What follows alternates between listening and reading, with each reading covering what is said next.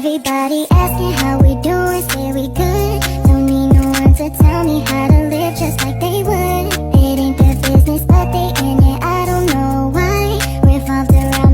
Pagdating sa solo vlog, dapat laging handa. Kaya ito, kumuha muna ako ng mga basic ingredients para sa luto-lutuan mamaya.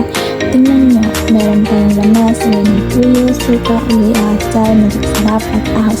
Kompleto sa sangkap. Pumunta rin ako sa ref para kunin ng hotdog at salasang. Baon essentials yan. At syempre, bagong lutong kanin, hindi pwedeng mawala. At ngayon naman, nag-i-empake ng damit. Sinigurado ko lahat ng kailangan ko ay nandito na sa bag. Tama mga tropa ko at ilang kaklase. Sinimulan na namin ang biyahe mula Martinez papunta sa amin sa Dahican. At dahil wala kaming sasakyan, sariling sasakyan at sumasakay na lang kami ng bawbako. At sa totoo lang, mahaba-habang biyahe. Kaya hindi muna sa kwentuhan at tawanan habang nasa sasakyan. Ang saya ng vibe kapag kasama mga kaibigan, lalo na kung beach trip ang pinuntuya. Habang nasa daan, ang dami magagandang tanawin.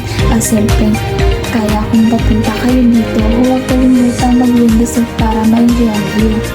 At ngayon, nandito na kami sa amin sa Dahican at agad namin kinuha ang gamit at tumiretso na sa beach.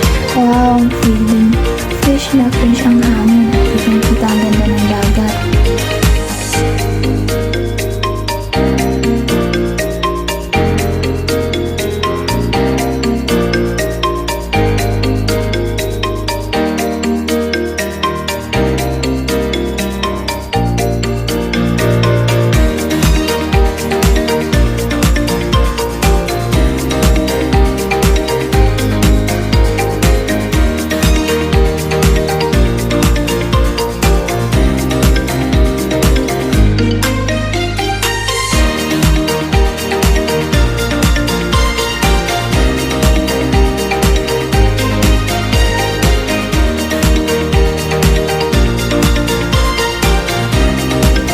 First order of business, enjoy ang tubig. Sobrang linis at lamig ng dagat dito. Plus perfect ang waves kung gusto nyo ng surfing. Ako, relax mood muna habang naglalakad sa tabing dagat.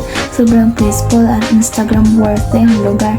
Kung gusto nyo ng banding, anihan ang sagot. Kami nga, nakapagsimula agad ng beach games at kulitan. Sulit ang biyahe.